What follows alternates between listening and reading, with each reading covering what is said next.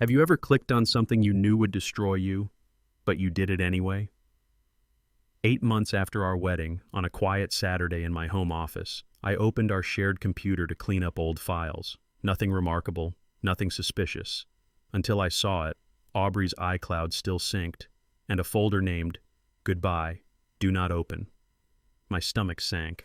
My instincts told me to walk away. But men like me, we don't run from the truth. I opened it. Inside was a 58-minute video, time-stamped 2 days before our wedding. When I hit play, my life didn't shatter. It split in two, quietly, brutally, without mercy. If you want to know what was in that video, stay with me. Subscribe now. Things get much worse from here. Before that folder, before that video, there was just me, Gavin Mercer, early 40s, construction project manager in Austin, Texas. I build things for a living. Roads, offices, houses, solid stuff. My old man used to say, "A man is only as good as his word." He didn't talk much, but when he did, it stuck. From him I learned two things. Don't make promises you can't keep, and don't stay where you're not respected. I grew up watching him come home tired, boots dusty, still holding his head high. That's what I wanted. Not glamour, not drama, just a life I could be proud of. I was never the guy digging through phones, checking locations, sniffing for trouble. If I have to spy on you, we're already done. My days were simple. Wake up, work hard, drive home, fix something in the house, plan the next project, stack a little more into savings. I'm not rich, but I worked too damn hard for this life. And at the core of it, there was one rule. Trust to me was all or nothing. All or. I met Aubrey at a small marketing event downtown. I was there because my boss hates talking to people and sent me instead. She was at the front of the room running a presentation about branding. Sharp, confident, quick with a joke. Afterward, she floated through the crowd like she'd known everyone for years. When we finally talked, it was easy. No games, no awkward pauses. She asked real questions, listened to the answers, laughed at my dry jokes like they were actually funny. We started grabbing coffee, then drinks on South Congress, sitting outside while the Texas heat calmed down and the city lights came up. She talked about campaigns and fashion and ideas. I talked about concrete deadlines and permits. Somehow, it fit. I remember thinking, I got lucky. Guys like me don't usually end up with women like her. My friends met her and said, "You two are perfect together." My coworkers said I'd outkicked my coverage. Her smile and photos looked like proof they were right. I believed them. Maybe that was my first mistake. It didn't turn into a fairy tale overnight. It was slow, comfortable, the kind of relationship that just slid into place. First it was weekends at my place, then a drawer, then a toothbrush. Before I really noticed, her stuff was hanging in my closet and my bathroom counter was full of her products. We fell into a rhythm. Work, commute, groceries, cooking together while some Netflix show played in the background. She'd dance around the kitchen with a glass of wine. I'd roll my eyes and pretend to be annoyed, but those were the moments I caught myself thinking, yeah, this is it. We talked about trips we wanted to take, kids someday, how we'd eventually remodel the house, all the quiet plans people make when they really believe there's a future. The proposal wasn't a grand gesture, just me in our kitchen, ring in my shaking hand, heart beating way too fast. She cried before I even finished the sentence, said yes like it was the easiest decision she'd ever made. Standing at the altar months later, watching her walk toward me in that white dress, I remember thinking, I'd finally found home. If only I knew what she'd done 48 hours earlier. Families love to say, we're all close, even when we're not. That's how Tyler Grant stayed in my life. Technically, he's my cousin. In reality, he was a guy I saw at Christmas, the odd barbecue, and the occasional funeral. We weren't enemies, we weren't friends, we were shared blood and small talk. When the guest list for the wedding became a family project, his name came up. "You have to invite Tyler," my mother said. "It would mean a lot to your uncle." So I did what a lot of men do to keep the peace. I added a name I didn't really care about to a day that meant everything to me. On the wedding day, he showed up in a decent suit, gave me a big grin, pulled me into a hug. "Proud of you, man," he said, clapping my back. We took photos, me, Aubrey, and Tyler standing a little too close for what I know now. Back then, he was just another body in a rented chair, another smile in a crowded room. I had no idea I'd invited my biggest mistake to witness my vows. Sometimes the people who hurt you most are the ones you let in just to keep others happy. The video opened on Aubrey. She was in a hotel suite, the kind you rent downtown when you want to feel richer than you are. Music too loud for that smaller room, girls yelling over it, champagne glasses in every hand. Plastic tiaras, sashes, someone waving a cheap phone light like it was a spotlight. For a moment, I forgot why I was watching. She looked good. Hair done, makeup sharp, that big laugh I used to love. She spun in the middle of the room while her friends cheered, held a bottle up like a trophy. I caught myself smiling. It just looked like a silly girl's night. Harmless, stupid, loud, over the top, but harmless.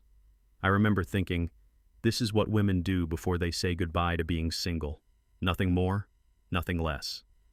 At that point, my trust was still intact, bruised maybe from seeing the folder name, but standing. I was ready to be annoyed by bad jokes, not gutted by betrayal. And then, the phone filming her stopped shaking, steadied, and slowly turned away from the crowd. And then the camera moved. Whoever was holding the phone started walking, still recording, but no one in the room seemed to care. The frame followed Aubrey as she slipped out of the main suite and into a connecting room. The sound changed first. Music got muffled, like it was coming through a wall. Voices faded into a dull background hum.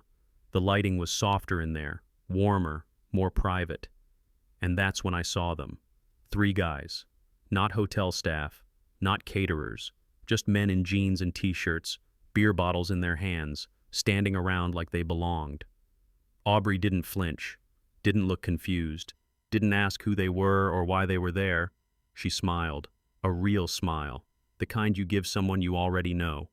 She walked straight toward them like this had been the plan all along. Behind the phone, one of her friends laughed and yelled, "Finally, the surprise is here!" My jaw clenched. My chest went tight. This wasn't some random drunk moment. This wasn't an accident. It was planned. One of the guys stepped forward, closer to the camera. At first it was just a shape, a dark t-shirt, a familiar way of standing. Then his face came into focus. Tyler. For a second, my brain refused to connect the dots. My cousin. From Christmas dinners and backyard cookouts. The same guy who stood at my wedding, shaking my hand, telling me I'd found a good one.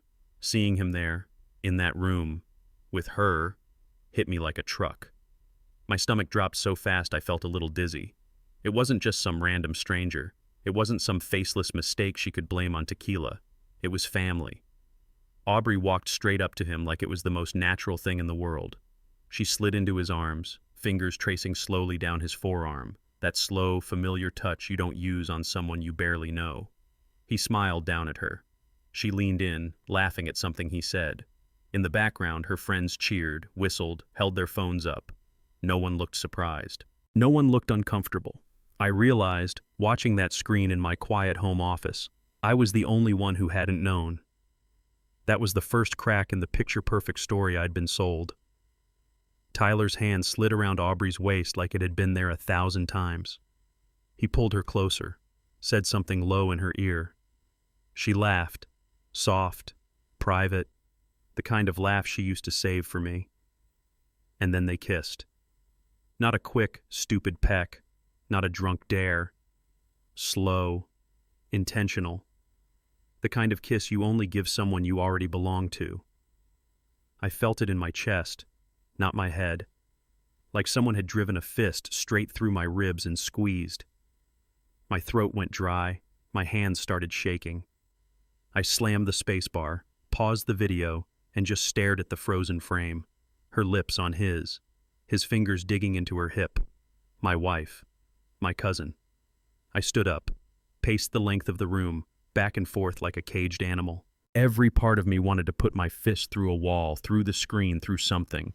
Instead, I grabbed at the closest excuse. She's drunk. It's a stupid game. Her friends pushed her into it. I tried to stack those lies on top of the image burned into my mind.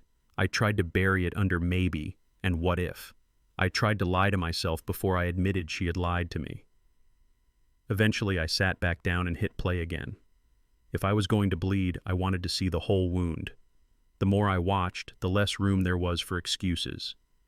Aubrey wasn't slurring her words. She wasn't stumbling, wasn't glassy-eyed, wasn't out of control. She was sharp, answering jokes, making jokes, holding conversations, remembering details, running the room like she always did. And Tyler, he was never more than an arm's length away. Hand on her back, fingers brushing her wrist, her leaning into him, touching his chest when she laughed. They moved together like they'd practiced. Then the camera caught something that made my skin crawl. They slipped out toward the balcony doors, just the two of them. Whoever was filming didn't follow, just kept recording the empty part of the room. The music got dull and distant. You could still hear muffled laughter from outside, but you couldn't see anything. Just a closed glass door and colored lights shifting across it.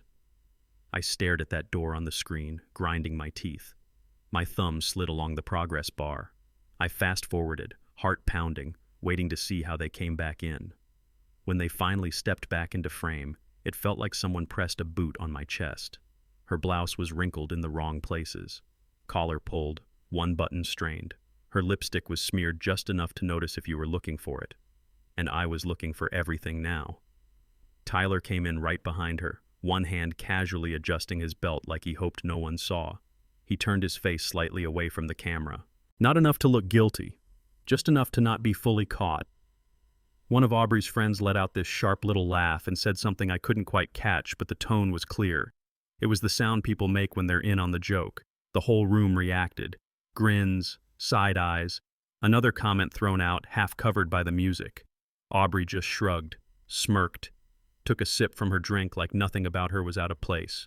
No shame, no panic, no sign she'd just crossed a line you don't come back from 2 days before a wedding. I felt my hand tightening around the mouse until my knuckles ached. Every excuse I'd tried to build cracked at once. No more maybe, no more what if, no more excuses. I knew exactly what I was looking at. I dragged the cursor down and paused the video again. This time I didn't look at her face or his hands or the room. I looked at the top corner of the screen, the timestamp, month, day, year, time. I checked it twice like maybe I'd read it wrong the first time. I hadn't. 2 days before our wedding, 48 hours before we stood in front of everyone we loved and promised each other forever. She was in a hotel room with my cousin. My head went somewhere else for a second, back to that church in Austin, the smell of flowers, my tie too tight, my palms sweating while I waited at the end of the aisle. The doors opened and there she was, walking toward me in white, everyone standing, smiling. I remember thinking I'd never seen anything so beautiful. Till death do us part.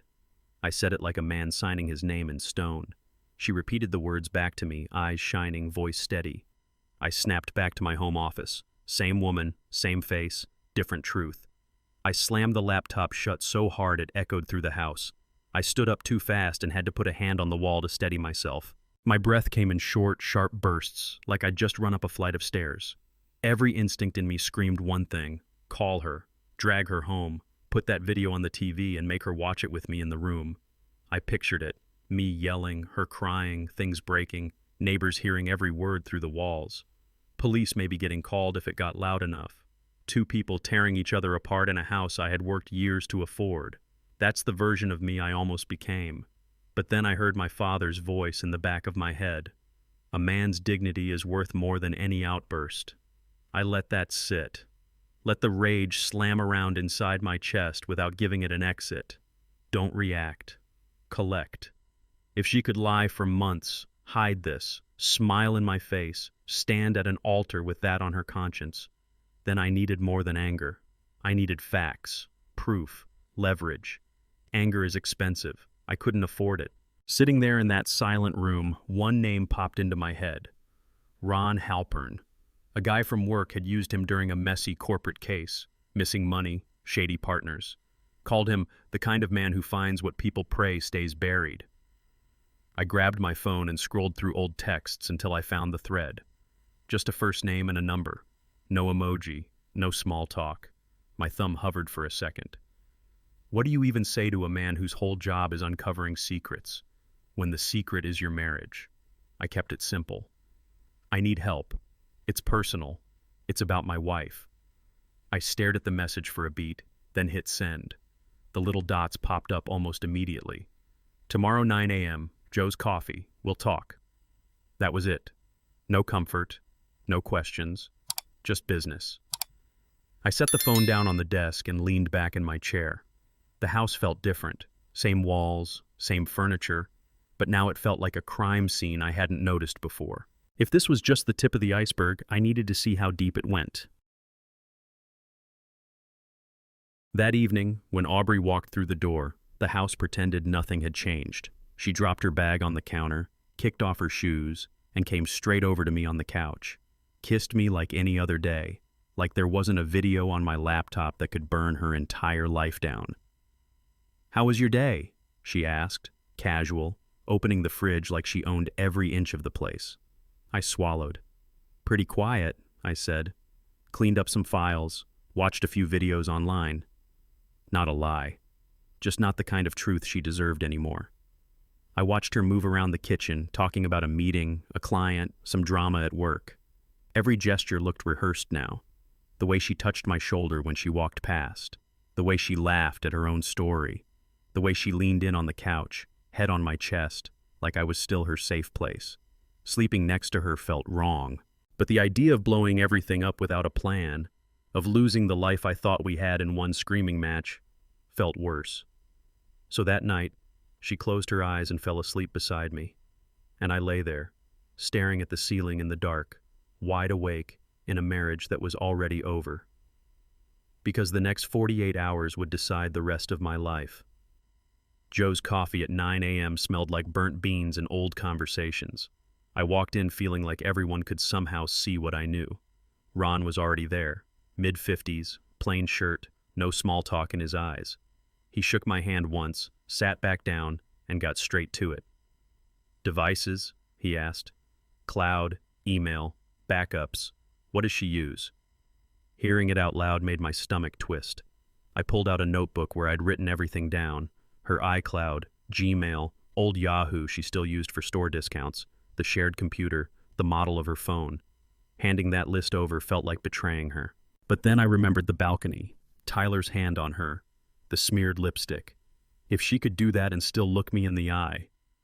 I wasn't the traitor here. Ron nodded as he scanned the page. "I can recover deleted texts, photos, app messages, location history. Give me access. I'll handle the rest." I typed in credentials, slid the phone and info across the table. "How long?" I asked.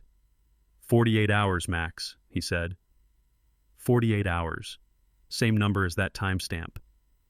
And for the first time, I wasn't sure I wanted the truth, but I knew I needed it.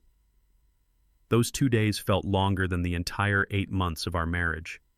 Outwardly, nothing changed.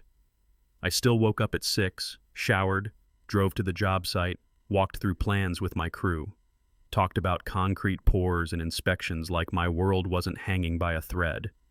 At home, I played my part. We cooked dinner, we watched shows. She scrolled through her phone, feet in my lap, like the video didn't exist. At night, Aubrey talked about a possible promotion. New responsibilities, more money, maybe a trip to celebrate if she got it. I nodded in the right places, said, "That's great," even smiled. Inside, I felt nothing. No pride, no excitement, just a slow, spreading cold. The house had never felt this cold. Same walls, same couch, same woman, but every memory was now tagged with a question mark. I kept seeing flashes of the bachelorette suite in my head, her spinning with a bottle, him behind her on that balcony, the look on her face when she came back in. My phone buzzed every so often. Email, weather alert, junk notification. Every time it lit up, my heart jumped, expecting Ron. The silence between those vibrations was louder than shouting. Ron called, and the first thing he said was, "Gavin, you'd better sit down." Late on the second day, my phone finally rang. Ron's name on the screen. My throat went dry. I walked into my home office, closed the door, and turned the lock. Funny how you start locking doors in your own house once you know what's been going on behind your back. "Yeah," I answered. "It's Gavin." Ron's voice was calm, too calm. "I've pulled a lot," he said. "You were right to call." He didn't waste time. I've found months of deleted messages between your wife and your cousin. Texts, pictures, app chats. This didn't start at the bachelorette party. My hand tightened around the phone. How far back? I asked. Early, he said. Before the engagement. They were already involved while you were still just dating. The timeline overlaps your entire relationship. And every trip you took for work, a lot of their meetups line up with those dates. I sat down without meaning to. My legs just stopped holding me. In that moment, something shifted in my head. This wasn't a crack in an otherwise solid marriage. This wasn't one terrible night. My marriage hadn't broken 8 months after the wedding. It had never existed in the first place. I don't know why I asked him to read some of the messages. Maybe I needed to hear it out loud to believe it. Ron sighed softly on the other end. All right, he said. Just remember, you wanted this. He started with one from Tyler. You're the love of my life. Wish I was the one standing next to you every night. Love of my life. Words she'd never even said to me. Then came her side. Photos she'd sent. Little videos. Promises about trips they'd take once things settled down. Jokes about sneaking around. About how exciting it was. My hand started to shake. Then Ron read the one that branded itself into my brain. He said, Tyler asked her, Are you really going to marry him? There was a pause on the line, like Ron didn't want to say the next part. And she replied, he continued, Of course. He's the safe plan. You're the fun. Safe plan. Those 2 words hit harder than the video, harder than the balcony. It felt like a punch to the chest I'll never forget. In one sentence, she turned our whole life, our house, our vows, our future, into a financial strategy. I wasn't her husband. I was her safety net. After I hung up, I just sat there with the phone still in my hand. Screen black, room quiet. I didn't throw anything, didn't punch the wall, didn't scream into a pillow like in the movies. I just went empty.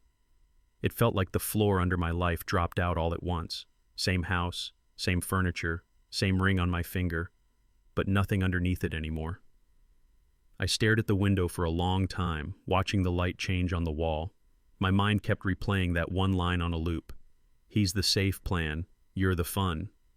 Safe plan. Backup. Insurance policy. I didn't cry. The pain was past that.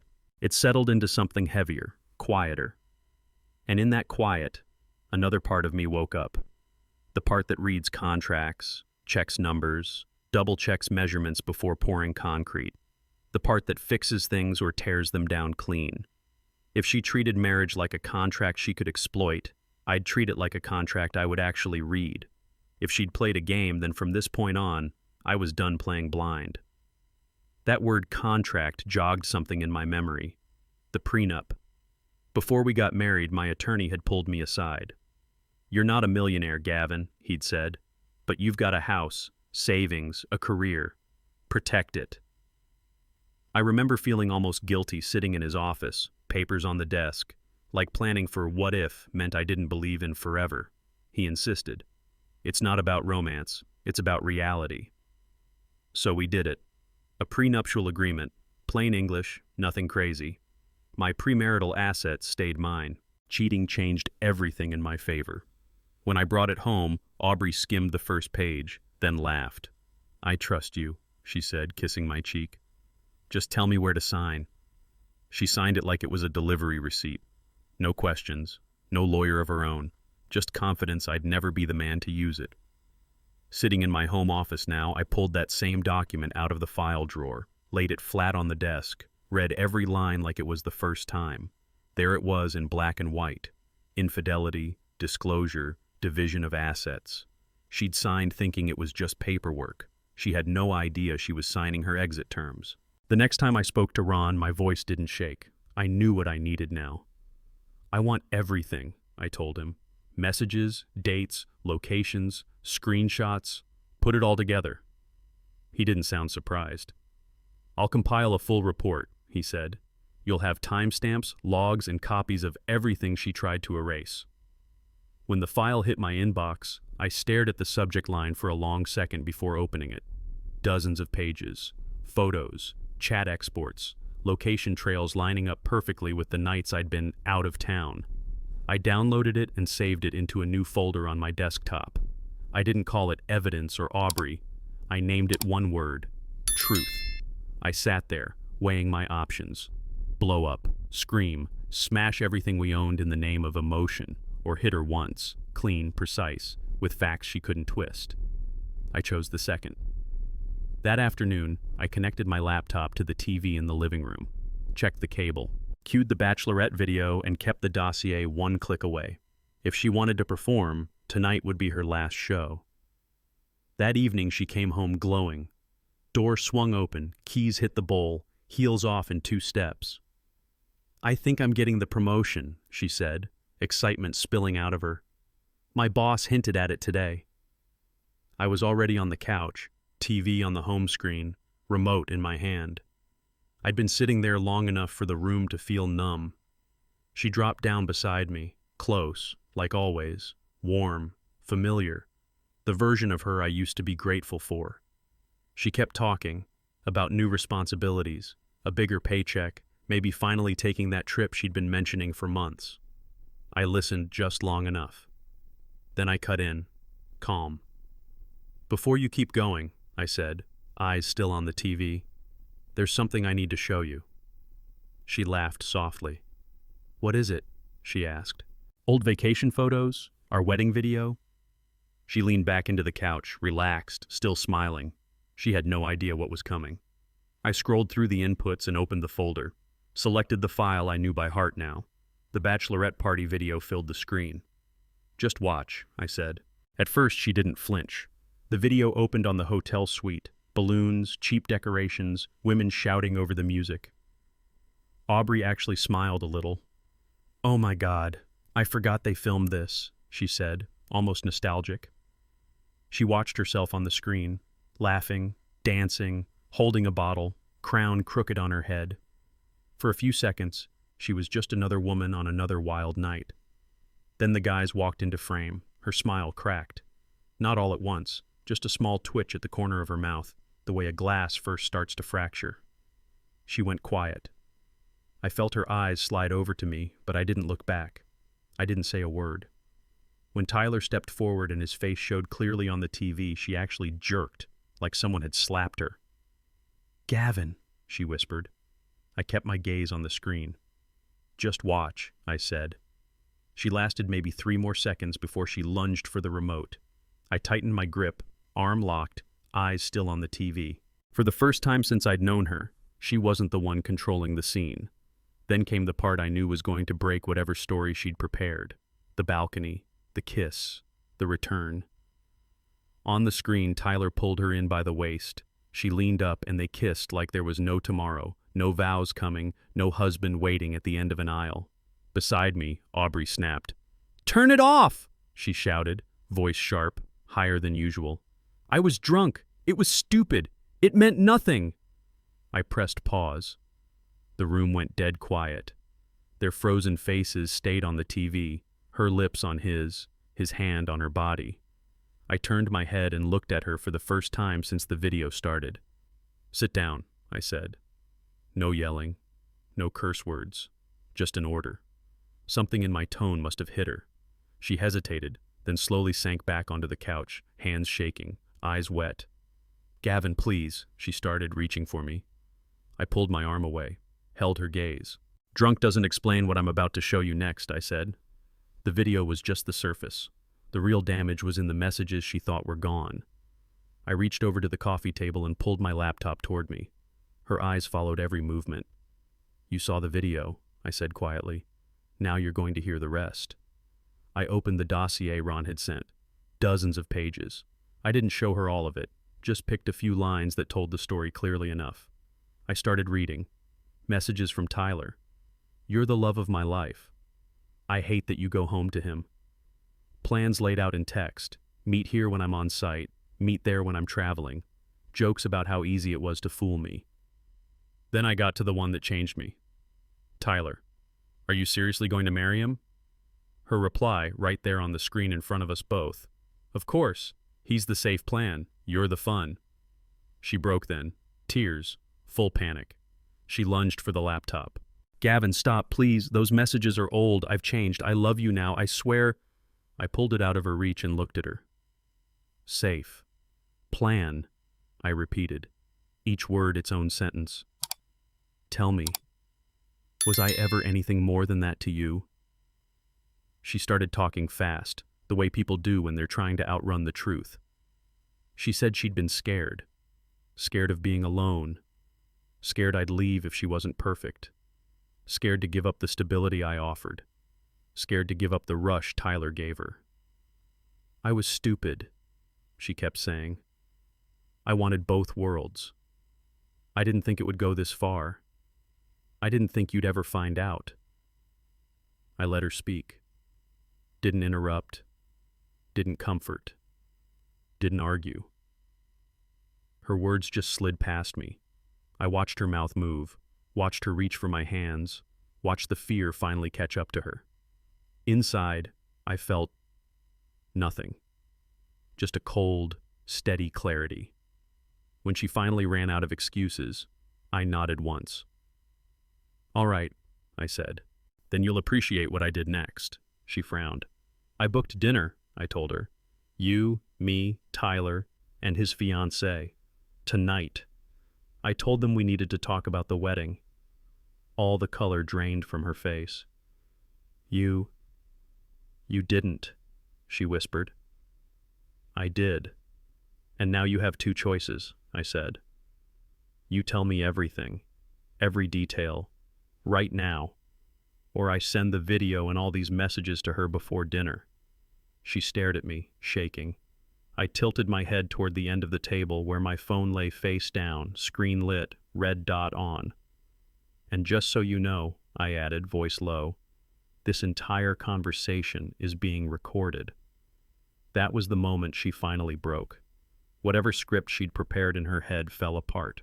Words started pouring out, messy, unpolished, too fast to be calculated. She told me when it really started, how Tyler had reached out just to catch up, how a drink turned into a kiss, how a kiss turned into a habit, how every time I went out of town they treated my absence like an invitation. She laid out the timeline without realizing she was doing it. Dates, places, lies she'd told me to cover where she really was. Then she said the part I'll never forget. At the beginning, I chose you because you were stable. I chose him because he was fun. Stable. Fun. Safe plan. Entertainment. I just sat there and listened. No shouting, no names, no, how could you? When she finally ran out of breath, the room went quiet again. Thanks, I said. Thanks for confirming what I already knew. Her face twisted, confused. I glanced over at the phone on the table.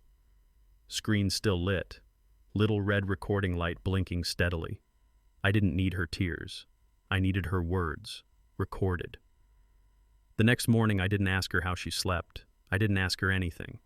I showered, shaved, put on a clean shirt, and drove to see Michael Dorsey, my attorney. He'd handled the prenup, so I didn't have to explain much. When I walked into his office, I set my laptop down, then my phone, then a printed copy of Ron's report.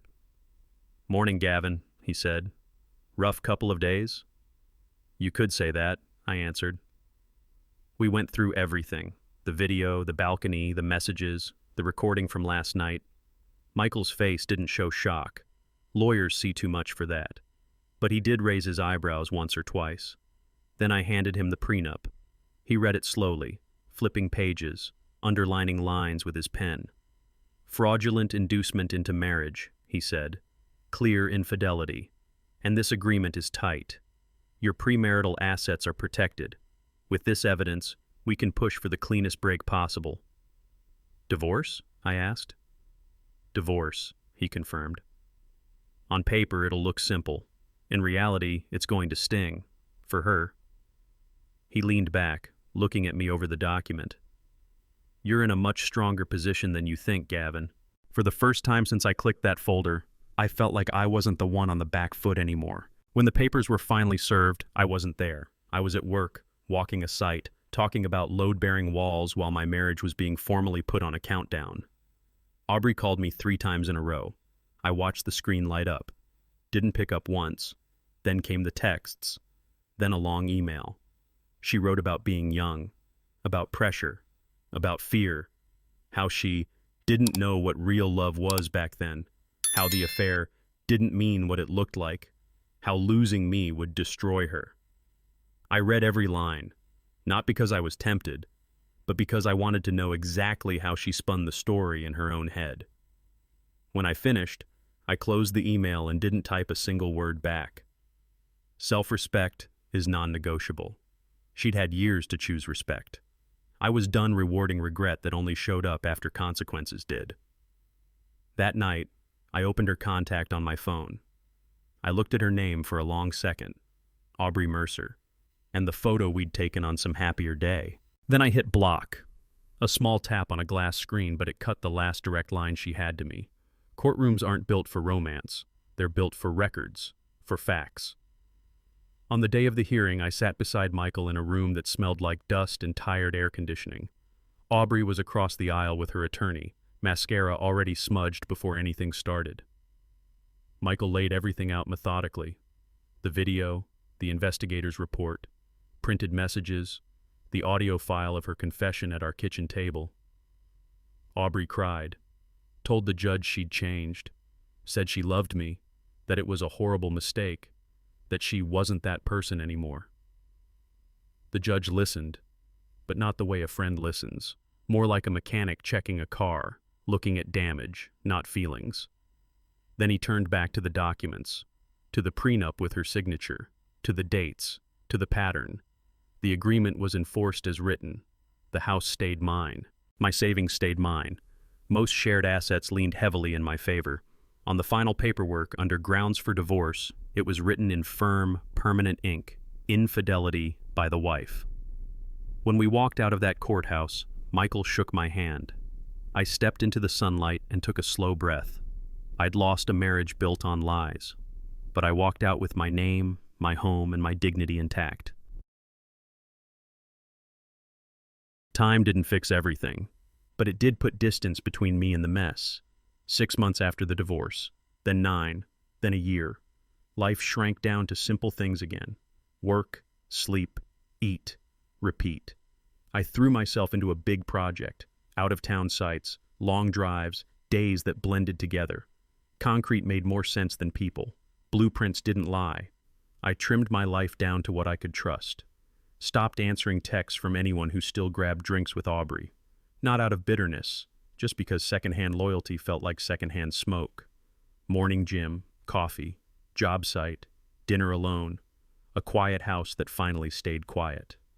And then one day, sitting in my truck during lunch, I unlocked my phone and realized something small but huge. I hadn't checked her social media in months, didn't care who she was with, didn't care what she posted.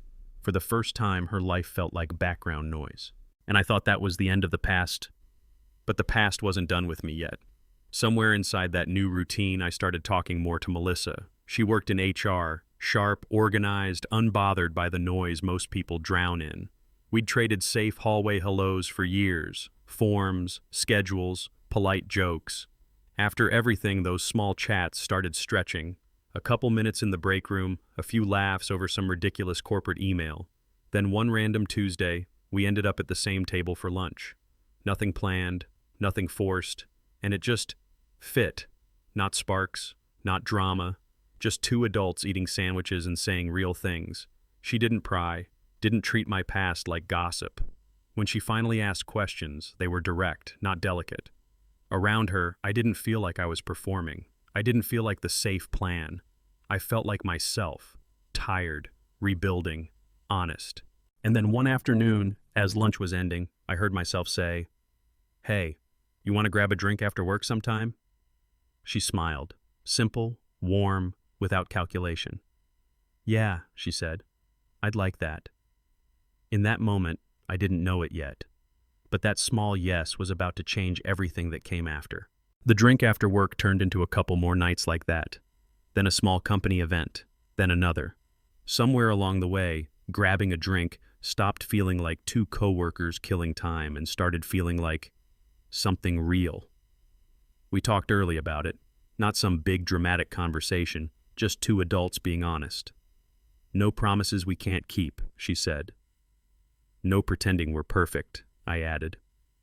We agreed on a simple deal. Tell the truth, even when it's uncomfortable, and if either of us ever wants out, we say it straight. It wasn't fireworks. It was steady, solid in a way I could actually trust. One night at a small work gathering, someone asked who she was. Before I could overthink it, the words came out of my mouth. "This is Melissa," I said, "my girlfriend." It felt strange and right at the same time, not forced, not borrowed. And for the first time since everything went to hell, I realized I wasn't measuring her against Aubrey anymore. Different woman, different story. I chose to live with my eyes open this time. We laughed that night about bills, aging parents, and bad music, real-life stuff. The past only came up when it needed to, and then we let it go again. 2 years after the divorce, Melissa and I walked into a corporate networking event at the JW Marriott in downtown Austin. The usual scene: suits, name tags, fake smiles, overpriced cocktails. I was there to shake hands, talk about a new project, maybe land another contract. We drifted into a small circle where a few people were asking about our latest build. I slipped into work mode, timelines, budgets, challenges, all the safe ground I knew by heart. Then, mid-sentence, something in the room shifted for me. I turned my head, and there she was, Aubrey, standing alone near the bar, holding a glass of wine like it was something to hide behind. Hair a little different, thinner than I remembered. Eyes scanning the room like she wasn't sure where to stand. For a heartbeat, everything overlapped. The church, the hotel balcony, the courthouse, and now this polished hotel ballroom with bad jazz in the background. For a second, my past and my present were standing in the same room. Melissa was still beside me, mid-conversation. I heard my own voice keep talking about project schedules, even while my mind quietly took in the sight of the woman who used to be my wife, looking smaller than the version of her I'd once built in my head. Eventually, our eyes met. It was like bumping into an old scar in the mirror. You recognize it instantly, but it doesn't sting the same. She looked away first, took a breath, then turned back and started walking toward us. I didn't move, didn't step closer, didn't step back. Just stayed where I was, one hand in my pocket, the other still holding my drink. "Hi, Gavin," she said when she reached us. Her voice was softer than I remembered. "Long time." "Yeah," I answered. "It has been." Polite, neutral, nothing extra. There was a beat of silence. She glanced at Melissa, then back at me, waiting for me to introduce, to frame the moment, to give her some kind of foothold. I didn't. She shifted her weight, fingers tightening on her glass. I wanted to apologize," she said finally, "for everything. I know it doesn't change. It's in the past," I cut in. My tone stayed even. "Don't worry about it." No anger, no speech, no satisfaction in watching her squirm. Just a closed door she couldn't reopen. Part 37. She swallowed, eyes glossy. "Okay," she whispered. Take care then." She gave Melissa a quick, awkward nod, then almost backed out of the conversation, turning away faster than she'd walked in. Within seconds, she was just another body in a crowded room again. Melissa let the moment breathe, then leaned slightly toward me. "Ex?" she asked quietly. I took a small sip of my drink, felt the answer before I said it. "Something like that," I said, with a half smile. And that was it. No long explanation. No reliving the story. We just let the topic drop. Someone nearby made a joke about budgets, we laughed, and the night slid back to normal.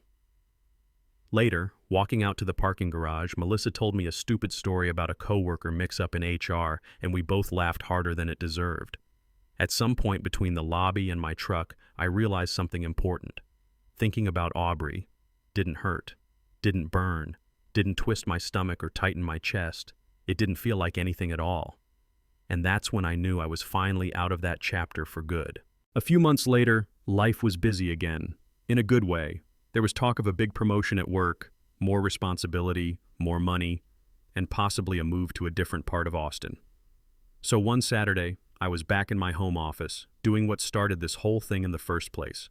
Organizing files, old contracts, tax documents, photos, random junk that had followed me from one laptop to the next. I was clicking through folders when I saw it. The same path, the same structure, and then that same folder. The one with the bachelorette video inside. I hesitated, then opened it. Not the video, just the folder. The file was still there, sitting like a small loaded weapon on my screen. My cursor hovered over it. This file had once blown up my entire life. One double click and nothing was ever the same again. For a moment, I just sat there, staring at the name, feeling the question creep in. Should I watch it one last time, just to see, just to remember? My hand rested on the mouse, caught between past and present. I stayed like that for a good minute, just me, the screen, and that question. What would watching it do for me now? I'd already seen enough. I'd already gone to court, already walked away, already built something new with someone who hadn't lied to my face. Replaying the worst night of my life wasn't going to give me closure I didn't already have. It would only reopen wounds that had finally started to scar. Images came back in quick flashes. The judge reading the ruling, Michael shaking my hand, Melissa laughing beside me at that Marriott event, Aubrey's face when I told her, "It's in the past." Proof had already done its job. It protected me. It freed me. I didn't need it anymore. I right-clicked on the file. Delete. A box popped up. Are you sure you want to delete this file? For the first time in a long time, my answer was simple. Yes. The file disappeared. I closed the laptop. Cool air drifted in through the open window, carrying the smell of freshly cut grass from the yard. I leaned back in my chair, let out a slow breath, and realized I was smiling. So that's how it went. From perfect couple, to a bachelorette video, to a courtroom, to sitting in a quiet house that finally felt like mine again. If there's anything I learned, it's this. Trust is a good thing. Blind trust is not. There are always little signs, jokes that don't sit right, stories that change in small ways, moments where your gut tenses and you talk yourself out of it because you don't want to be that guy. Listen to that part of you, not the paranoid voice, the one that knows when your basic respect is being played with. And if you do find proof, remember what I'm about to say. Proof is not your prison, it's your exit.